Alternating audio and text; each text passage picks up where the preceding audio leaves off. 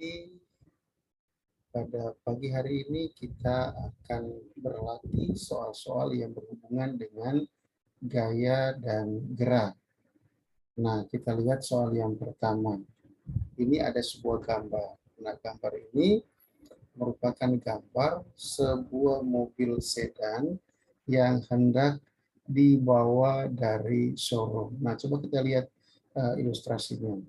Pedro membeli sebuah mobil sedan dari showroom mobil terdekat. Mobil sedan tersebut kemudian dibawa ke rumah Pedro dengan menggunakan mobil towing. Untuk memudahkan pengiriman mobil sedan tersebut ke rumahnya, maka Pedro duduk pada kursi di samping sopir mobil towing. Nah, pernyataan yang benar berhubungan dengan konsep gerak dari ilustrasi tersebut di atas adalah, sekarang kita lihat pilihannya. Yang pertama, Pedro bergerak terhadap mobil sedan. Kalau kita lihat di sini antara Pedro dengan mobil sedan, itu jaraknya tetap tidak berubah, berarti ini salah ya. Jarak antara Pedro dengan mobil sedan itu tetap. Jadi Pedro tidak bergerak terhadap mobil sedan. Terus yang kedua, pernyataan yang kedua, mobil towing bergerak terhadap mobil sedan. Nah, di sini antara mobil towing dan mobil sedan itu jaraknya tetap tidak berubah, berarti ini tidak termasuk dalam konsep gerak ya. Jadi kita anggap antara mobil towing dan mobil sedan itu diam karena jaraknya tidak berubah. Terus yang ketiga, showroom bergerak terhadap mobil sedan. Nah, ketika mobil sedan ini diangkut dari showroom mobil, kemudian mobil towingnya itu bergerak, jarak antara showroom dengan mobil sedan itu makin lama makin jauh. Berarti ini benar ya. Terus yang keempat, Pedro bergerak terhadap showroom mobil. Jadi ketika mobil towing itu sudah bergerak, maka lama-kelamaan jarak antara Pedro dengan showroom mobil itu semakin jauh. Berarti yang ini pernyataannya benar. Jadi yang benar dari pernyataan ini adalah pernyataan nomor 3 dan nomor 4. Oke, coba kita lihat ke soal yang berikutnya. Pernyataan berikut yang benar berhubungan dengan gerak. Yang pertama, passing bawah yang dilakukan pemain voli termasuk gerak parabola. Nah, kalau kita lihat, ketika seseorang melakukan passing bawah, biasanya dilakukan untuk memindahkan bola ke teman atau memindahkan bola ke lapangan permainan lawan. Kalau kita lihat, gerak dari bola voli tersebut masuk kategori gerak parabola. Berarti yang ini benar ya. Terus buah jatuh dari pohonnya termasuk gerak lurus. Ini benar juga.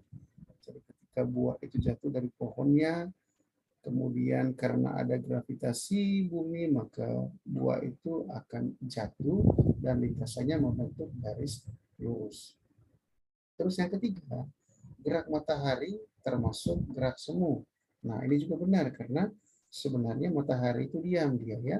Dia tidak bergerak, tapi ketika kita amati dari permukaan bumi, seolah-olah matahari itu bergerak.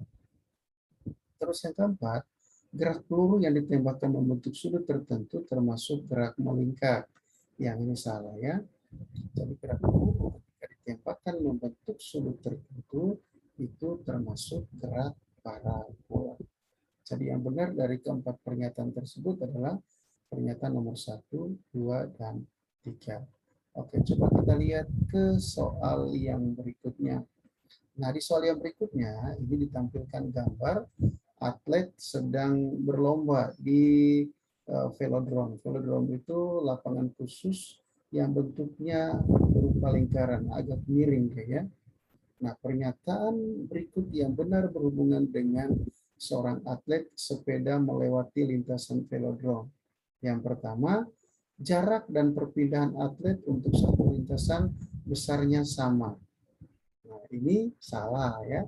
Jadi untuk satu lintasan ketika dia start kemudian balik lagi ke posisi awal, maka perpindahannya sama dengan 0.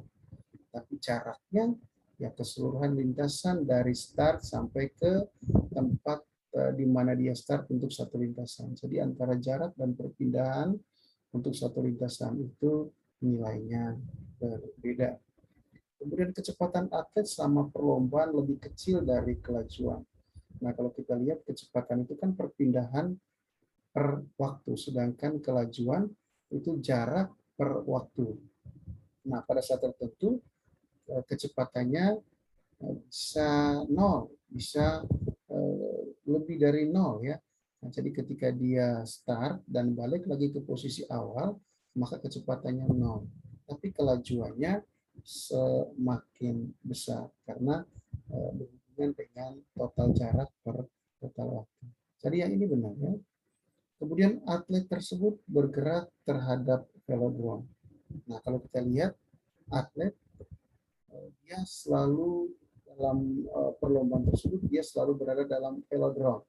Berarti jarak dia terhadap velodrome itu tidak berubah. Itu artinya atlet tidak bergerak terhadap velodrome. Kemudian yang berikutnya, atlet tersebut tidak bergerak terhadap sepedanya. Nah, kalau kita lihat jarak antara atlet dengan sepedanya kan selalu sama, tidak berubah ya. Atlet itu kan dia duduk di sadar sepedanya. Berarti benarnya atlet tersebut tidak bergerak terhadap sepedanya. Oke, yang berikutnya kita lihat soal yang lainnya. Berikut ini merupakan contoh benda yang mengalami perlambatan. Yang pertama, buah jeruk jatuh dari pohonnya. Nah, ketika jeruk itu masih nempel di pohon, dia diam. Kemudian ketika dia jatuh, makin lama makin cepat. Berarti ini tidak termasuk gerak yang mengalami perlambatan. Kemudian yang kedua, kelereng menggelinding di atas pasir. Ketika kelereng itu menggelinding di atas pasir, ada gesekan yang terjadi antara kelereng dengan pasir. Maka lama-kelamaan kelereng itu akan diam. Berarti ini termasuk dalam kategori gerak yang mengalami perlambatan. Terus yang ketiga, pesawat terbang meninggalkan landasan pacu. Jadi ketika pesawat itu meninggalkan landasan pacu, dia take off, maka kecepatannya makin besar, bukan makin kecil ya. Berarti yang ini salah juga. Terus yang keempat, bis Transjakarta saat menuju halte. Ketika bis itu hendak menuju halte, maka dia akan mengurangi kecepatannya. Berarti termasuk dalam gerak yang mengalami perlambatan. Jadi yang mengalami perlambatan adalah nomor 2 dan nomor 4. Oke, coba kita lihat soal yang berikutnya. Berikut ini merupakan contoh benda yang mengalami percepatan. Kalau yang tadi benda yang mengalami perlambatan, sekarang kita lihat yang mengalami percepatan. Pernyataan yang pertama, bis Transjakarta saat meninggalkan halte. Nah, saat bis Transjakarta itu ada di halte, maka dia diam untuk menurunkan penumpang dan penumpang yang hendak naik ke bis Transjakarta. Maka dia diam. Kemudian ketika dia meninggalkan halte, maka bis itu akan dipercepat. Jadi yang ini itu benar ya. Kemudian yang kedua, pesawat saat mendarat. Saat mendarat, pesawat itu dia akan mengurangi kecepatan. Berarti mengalami perlambatan bukan percepatan. Maka yang ini salah. Terus yang ketiga, buah kelapa jatuh dari pohonnya. Nah, untuk buah kelapa yang jatuh dari pohonnya, awalnya kan dia diam. Kemudian ketika buah itu jatuh, lama-kelamaan kecepatannya makin besar. Berarti dia mengalami percepatan. Oke, yang ini benar ya. Terus yang keempat, pemain sepak bola melakukan tendangan penalti. Nah, ketika seorang pemain hendak melakukan tendangan penalti, maka bola ditempatkan di titik putih terlebih dahulu. Berarti bola diam. Kemudian ketika ditendang, maka bola akan mengalami percepatan. Jadi yang ini juga termasuk contoh gerak benda yang mengalami percepatan. Jadi pernyataan nomor 1, 3, dan 4 itu termasuk dalam kategori gerak benda yang mengalami percepatan. Oke, kita lihat soal yang berikutnya. Ini ada grafik. Pertanyaannya, pernyataan yang sesuai dengan gambar grafik di sampingnya. Nah, yang pertama, kecepatan mobil pertama sama dengan kecepatan mobil kedua saat bergerak 1 detik. Ini mula-mula mobil 1 kecepatannya 4 meter per second. Mobil 2 kecepatannya 3 meter per second. Nah, untuk mencari kecepatannya saat 1 detik, saat 2 detik, yang pertama kita cari dulu percepatannya. Ingat, percepatan itu selisih kecepatan dibagi waktu. Berarti di sini 16 dikurangi 4 per waktunya 4. 16 kurang 4 itu sama dengan 12 per 4. Jadi yang ini tuh percepatannya 3 meter per second kuadrat. Oke, yang ini percepatannya sama dengan 19 dikurangi 3 per 4. Nah, 19 dikurangi 3 itu 16 per 4. Berarti ini percepatannya 4 meter per second. Nah, saat T sama dengan 1, maka untuk mobil 1, P1 itu sama dengan V0 plus A kali T ya. Berarti 4 ditambah 3 kali 1 sama dengan 7 meter per second. Untuk mobil 2 berPV2 itu sama dengan, rumusnya sama ya, V0 plus A kali T. Kita lihat mobil 2 itu kecepatan awalnya 3 plus percepatannya 4 kali T-nya 1 sama dengan 7 meter per second. Jadi saat bergerak selama 1 detik, kecepatan mobil pertama dan mobil kedua itu sama. Jadi kecepatan mobil pertama sama dengan kecepatan mobil kedua saat bergerak 1 detik. Berarti ini benar ya. Oke, terus yang kedua, kecepatan mobil pertama lebih kecil dibandingkan kecepatan mobil kedua setelah bergerak selama 2 detik. Nah, sekarang kita lihat untuk T sama dengan 2.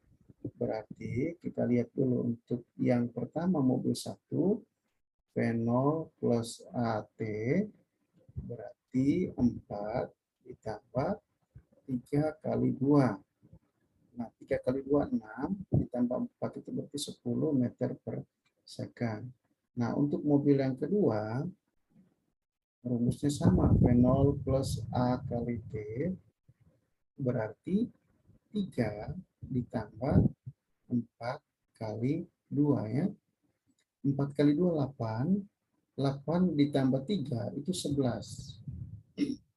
Oke, kalau kita lihat, kecepatan mobil pertama 10, kecepatan mobil kedua 11. Berarti ini benar. Kecepatan mobil pertama lebih kecil dibandingkan kecepatan mobil kedua setelah bergerak selama 2 detik. Benar ya. Terus yang ini, kecepatan mobil pertama setelah bergerak selama 2 detik 10 meter per second. Nah, kita lihat di sini tadi, setelah bergerak 2 detik, mobil pertama 10 meter per second. Ini benar ya. Terus yang ini, kecepatan mobil kedua setelah bergerak selama 2 detik, 11 meter per second. Nah, ini tadi kita hitung nilainya 11 meter per second. Berarti yang ini juga betul. Jadi, keempat pernyataan ini semuanya benar. Oke, kita lihat soal yang berikutnya. Masih grafik yang sama ya. Nah, sekarang pernyataan yang sesuai berdasarkan gambar grafik di sini. Kita lihat pernyataan yang pertama, kedua mobil mula-mula diam. Kita lihat di sini, ini startnya dari 4, ini startnya dari 3. Berarti kedua mobil mula-mulanya bukan diam ya, tapi bergerak dengan kecepatan 4 meter per second dan 3 meter per second. Terus percepatan mobil pertama lebih kecil dari percepatan mobil kedua. Nah, ini tadi sudah kita hitung di soal yang sebelumnya, ini nilainya 3 meter per second kuadrat, yang ini 4 meter per second kuadrat. Berarti benar, percepatan mobil pertama itu lebih kecil dari percepatan mobil kedua. Benar ya? Terus besar percepatan mobil pertama 3 meter per second kuadrat. Ini benar. Terus yang keempat, besar percepatan mobil kedua 3 meter per second kuadrat. Nah ini salah ini. Karena setelah kita hitung, percepatan mobil kedua itu nilainya 4 meter per second kuadrat. Jadi yang benar itu adalah pernyataan yang kedua dan ketiga. Oke, kita lihat soal yang berikutnya. Masih gambar yang sama. Ini tadi percepatannya 3 meter per second kuadrat. Ini 4 meter per second kuadrat. Kita lihat, mobil pertama mula-mula bergerak dengan kecepatan 4 meter per second. Kita lihat, oh benar ya. Mobil pertama itu dia startnya dari sini, 4 meter per second. Ini benar ini. Terus pernyataan yang kedua, mobil kedua bergerak dengan kecepatan mula-mula. Di sini mula-mula ya, 3 meter per second. Oke, ini benar ya. Mobil yang kedua bergerak dengan kecepatan mula-mula. Saya ditambahkan di sini mula-mula. Oke, mula-mula 3 meter per second kuadrat, benar ya. Ini dia startnya dari 3. Terus percepatan mobil kedua besarnya 4 meter per second kuadrat. Oke, ini benar ya. Terus percepatan mobil kedua lebih kecil dari percepatan mobil pertama. Ini salah. Karena percepatan mobil kedua 4, mobil pertama itu 3. Jadi yang benar adalah pernyataan pertama, kedua, dan ketiga.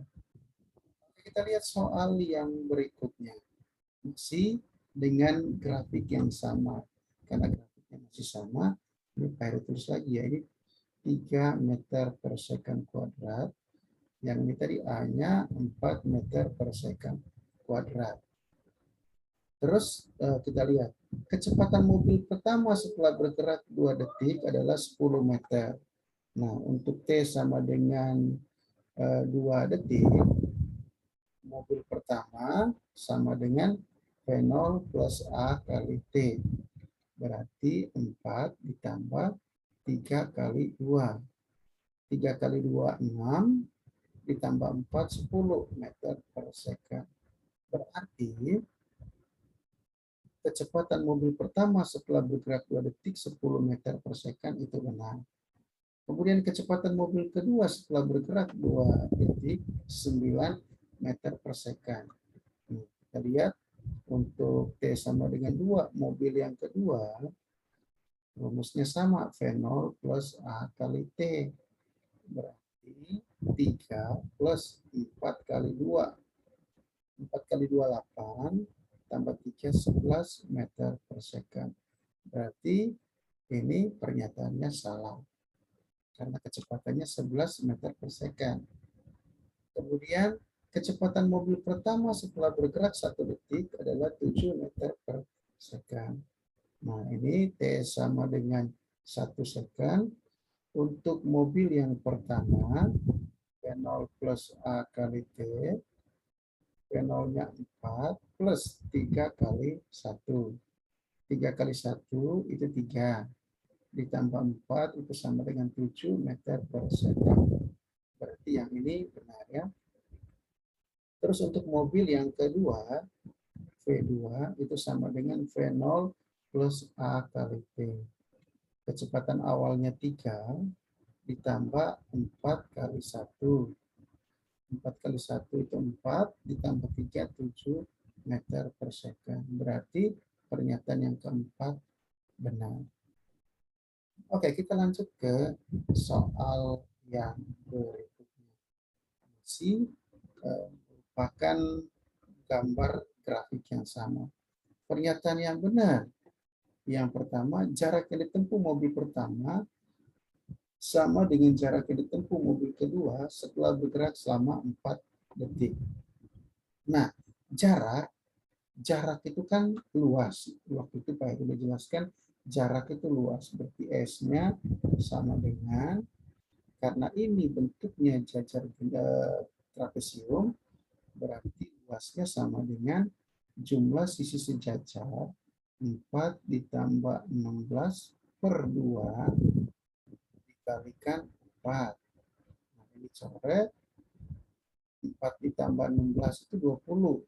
20 kali 2 itu 40 meter. Nah, yang ini berapa kita hitung juga ya. Ya, plus 19 per 2. 4 ini coret. 2. 19 tambah 3 itu 22.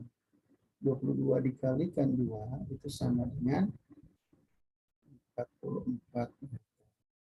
Jarak yang ditempuh mobil pertama sama dengan jarak yang ditempuh mobil kedua setelah bergerak 4 detik. Ini salah ya. Karena hasil perhitungannya beda. Ini 40, ini 44. Terus yang kedua, jarak yang ditempuh mobil pertama lebih besar dibandingkan jarak yang ditempuh mobil kedua setelah bergerak selama 4 detik. Nah, kita lihat di sini 40, ini 44. Berarti yang pertama lebih kecil, bukan lebih besar. Berarti ini salah. Kemudian jarak yang ditempuh mobil pertama lebih kecil dibandingkan jarak yang ditempuh mobil kedua setelah bergerak selama 4 detik. Nah, ini benar ya. Terus jarak yang ditempuh mobil pertama setelah bergerak selama 4 detik 40 meter. Nah, ini 40 betul ya. Jadi yang betul itu adalah pertanyaan yang ketiga dan yang keempat. Oke, kita lihat soal yang berikutnya. Seorang mengendarai sepeda motor dengan kelajuan tetap 10 meter per second menuju suatu tempat sejauh 72 km.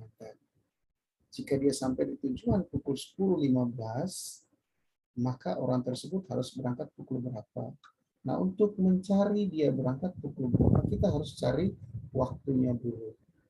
Nah, untuk mencari waktu, kita lihat OS-nya 72 km. Berarti sama dengan 72.000 meter ya. Terus V-nya sama dengan 10 meter per second. Berarti T sama dengan S per V sama dengan 72.000 per 10 mm ini meter per second. Coret maunya berarti sama dengan 7.200 second detik ya, atau sama dengan 2 jam. Nah, karena waktu yang diperlukan untuk menempuh jarak tersebut 2 jam dan dia tiba pukul 10.15, berarti dia harus berangkat pukul, tinggal dicari selisihnya aja. Ini dia sampai pukul 10.15 dikurangi 02.00, berarti dia harus berangkat pukul 8:15 WIB ya. Oke, itu dia. Nah, sekarang coba kita lihat soal yang berikutnya. Nah, di sini sebuah mobil berangkat dari kota A menuju kota B dengan kecepatan 60 km per jam. Pada saat yang bersamaan, sebuah sepeda motor berangkat dari kota B dengan kecepatan 40 km per jam melalui lintasan yang sama. Jika jarak kedua kota 150 km, kapan dan di mana keduanya berpapasan? Nah, kita lihat. Ini jaraknya 150 km. Nah, dari sini ke sini, ketemunya taruhlah di sini. Jaraknya belum tahu, kita anggap aja ini X. Kalau ini X, maka ini sisanya. Sisanya adalah 150 minus X. Ini A, ini B. Dari sini, sebuah sepeda motor bergerak. Dari sini, sebuah mobil bergerak. VA.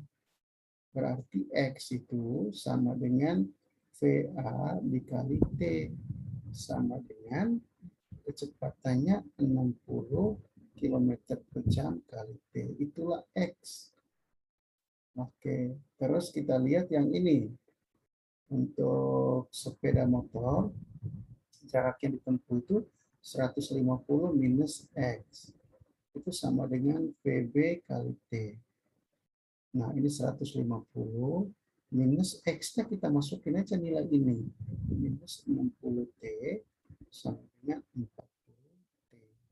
Ini pindah, berarti 150 sama dengan 40T plus 60T. Ya.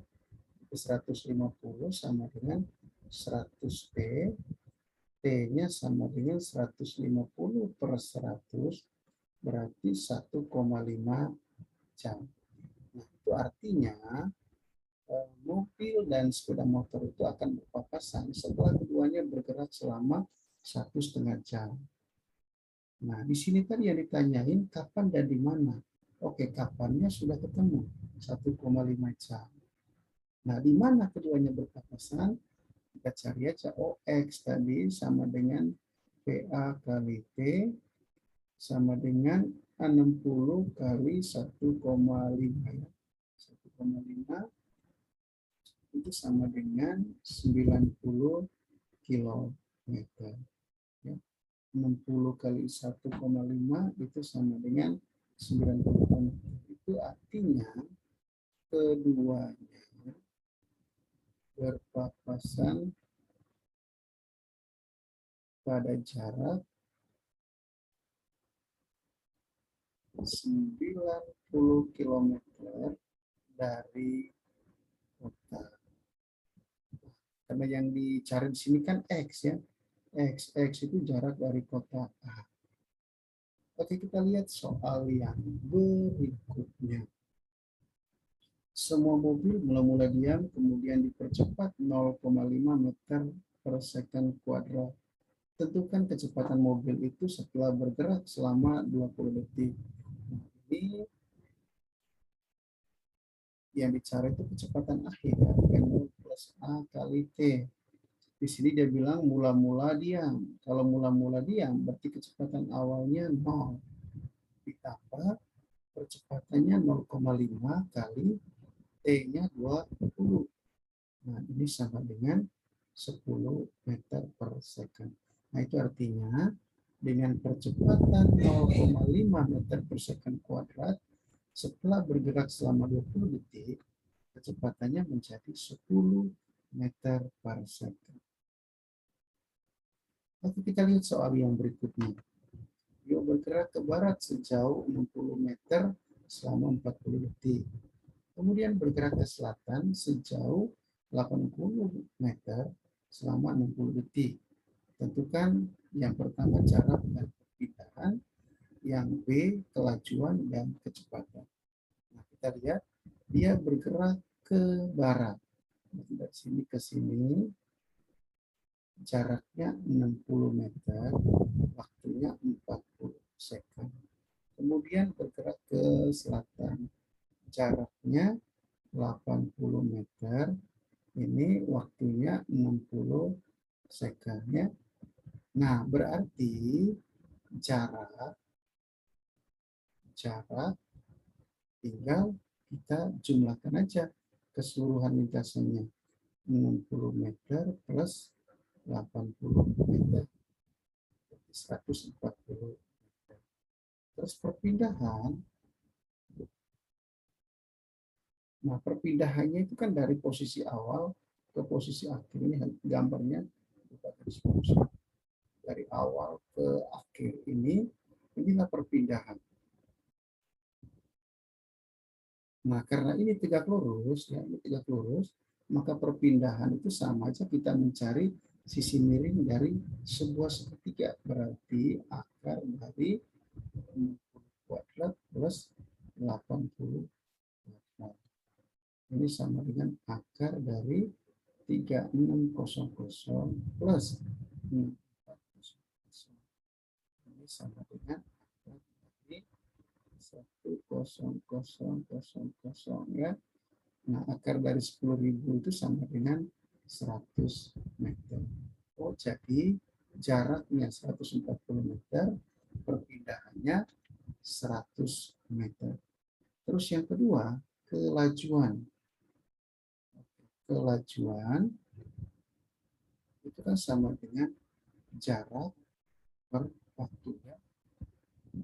jaraknya tadi 140 meter, per total waktunya 100 second. Berarti sama dengan 1,4 meter per second. Terus kecepatan sama dengan perpindahan per waktu. Nah, perpindahannya 100 meter, per waktunya 100 second. Oh, jadi kecepatannya 1 meter per second. Itu dia besar jarak dan perpindahan dan besar kelajuan serta kecepatan dari pergerakan sipil ya. Oke, kita lanjut ke soal yang berikutnya. Ini ada 4 orang sedang lomba tarik tambang dengan gaya masing-masing. Kita lihat ini polo ini 50 Newton. Kita tulis di sini 50 Newton. Ya. Terus itu 65. Terus Austin 60. Ini 60. Terus yang ini sudah Solo 50. Itu 65 ini bukan Pio yang 60 Newton. Terus Austinnya 45 Newton ya. Terus pernyataan yang benar, resultan dan kemana mereka bergerak. Kita lihat ini kalau di total 65 tambah 45, 65 tambah 45 itu sama dengan 110 Newton. Ini 50 tambah 60, ini juga 110 Newton. Nah, karena ke kiri 110 Newton, ke kanan juga 110 Newton, berarti resultan gaya sama dengan 0 dan mereka dalam keadaan seimbang, tidak ada yang menang ya. Jadi ini dia, tidak bergerak ke kanan maupun ke kiri karena resultan gayanya sama dengan 0. Oke, kita lihat soal yang berikutnya. Pengaruh gaya terhadap benda berdasarkan gambar di samping. Nah, kalau kita lihat di sini, ini bola, kemudian ada panah ke kiri, dia tahan bolanya. Nah, ini berarti gaya menyebabkan benda bergerak menjadi diam, ya. Menjadi diam. Terus yang kedua, ini dia menendang bola, berarti benda diam menjadi bergerak. Terus yang ini kayu menjadi meja dan kursi. Ini kertas berubah seperti ini. Oh, berarti gaya mengubah bentuk benda. Terus yang ini bola datang kemudian dipukul. Nah, berarti gaya menyebabkan perubahan arah gerak. Ya. Yang pertama, ini bola bergerak ke sini kemudian ditahan. Berarti bola bergerak menjadi diam. Ini bola diam kemudian ditendang, berarti gaya menyebabkan benda diam menjadi bergerak. Terus yang ini kayu menjadi kursi dan meja, berarti gaya menyebabkan perubahan bentuk benda. Terus yang ini gaya menyebabkan perubahan arah gerak. Oke, kita lihat soal yang berikutnya. Berikut ini termasuk gaya gesek yang menguntungkan. Yang pertama, gesekan antara pena dengan kertas. Ini termasuk gaya gesek yang menguntungkan. Kenapa?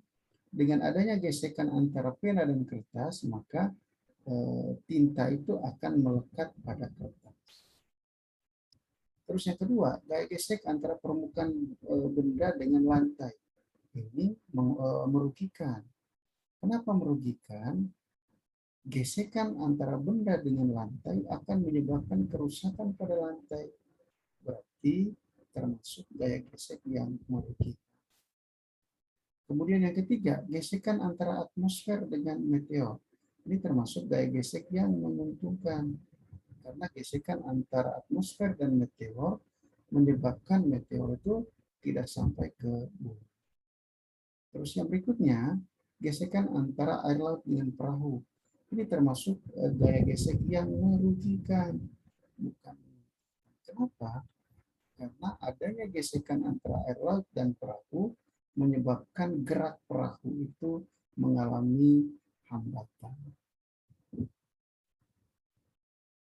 Oke, kita lihat soal yang berikutnya. Seorang astronot memiliki berat 600 Newton ketika berada di bumi, gravitasinya 10 meter per second kuadrat. Tentukan massa dan berat astronot tersebut ketika berada di bulan. Gravitasi bulan itu 10 per 6 meter per second kuadrat. Nah, di sini kita cari dulu massa astronot ya. M itu sama dengan W per G. Berarti berat dia di bumi per gravitasi bumi ya. Gravitasi bumi itu 10 meter per second kuadrat. Coret berarti sama dengan 60 kilogram. Dan yang perlu diingat, massa benda mau di bumi, di bulan, atau dimanapun tidak mengalami perubahan. Oh, berarti massa astronot di bulan sama dengan 60 kilogram juga ya. Lalu berapa berat dia di bulan? Nah, itu sama dengan M kali G. Massanya 60 kilogram dikali gravitasi di bulan itu sama dengan 10 per 6. 10 berarti sama dengan 100 Newton ya. Jadi berat dia di bulan 100 Newton dan massanya di bulan itu 60.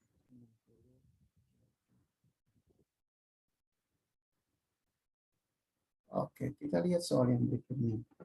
Tentukan besar gaya yang diperlukan untuk mempercepat gerak benda bermassa 2 kg dari kecepatan 4 meter per second menjadi 9 meter per second dalam waktu 10 detik. Nah, berarti di sini kita cari dulu percepatannya. Nah, itu sama dengan PT min V0 per T ya. Oke, 9 minus 4 per 10. Berarti 0,5 meter per second kuadrat. Nah, ketemu percepatannya. Yang dicari tadi kan gaya O berarti F sama dengan M dikali A. 2 kg dikali 0,5 meter per second kuadrat. Itu sama dengan 1. Ya. Jadi untuk soal seperti ini, kita cari percepatannya terlebih dahulu. Setelah ketemu percepatan, baru kita cari besar gaya untuk menggerakkan benda tersebut. Oke, kita lanjut ke soal yang berikut.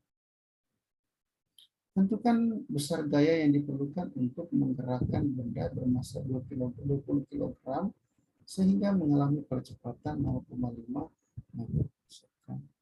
Nah, ingat gaya itu sama dengan massa kali percepatan.